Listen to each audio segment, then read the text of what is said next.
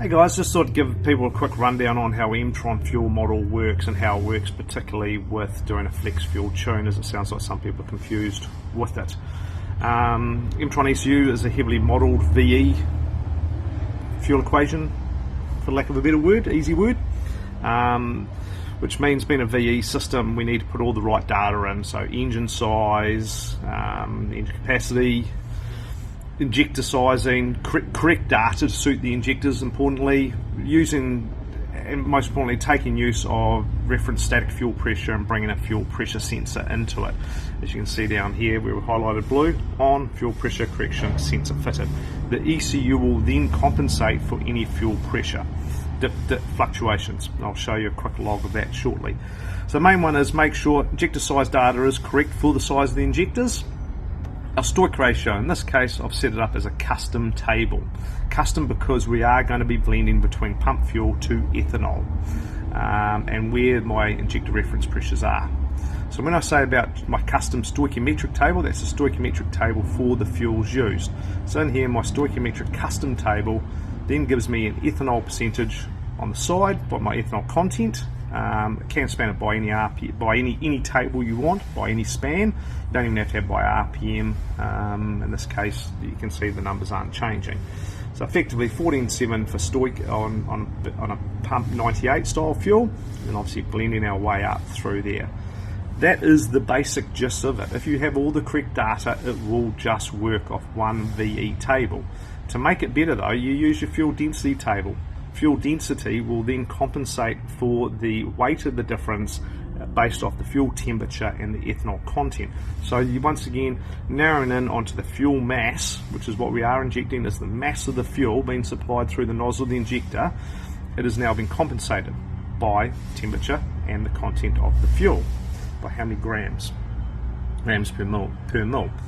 Basically, to send those tables up, you will then just end up using one VE table for your job, because the VE table is the volumetric efficiency of the engine, its ability to pass or breathe air through the motor, how it carries the air through it.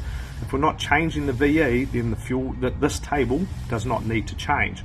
What we do end up with though in some cases is issues with injector data maybe not being quite right,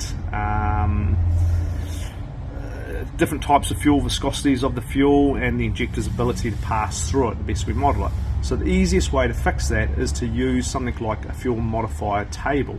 In here we can use the fuel mass modifier table, and we can then use to skew the fuel mass change based off ethanol content.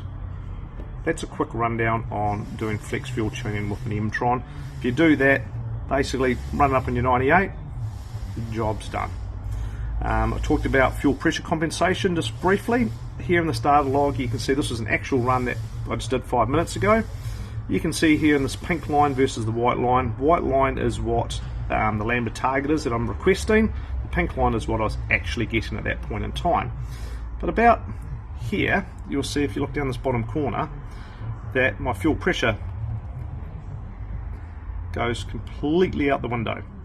You can see that the fuel pressure is dropping by over, what are we there, 180 kPa, and you can see that the ECU there, by using the fuel pressure correction primary, is commanding another 35% through the injectors to try to make up for that loss of fuel pressure.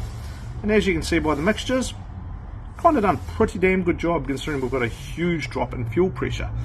Even down to this point here, you can see that the fuel pressure has taken over 234 kPa away from what we're asking it for, but the ECU has automatically asked the injectors to give us another 50%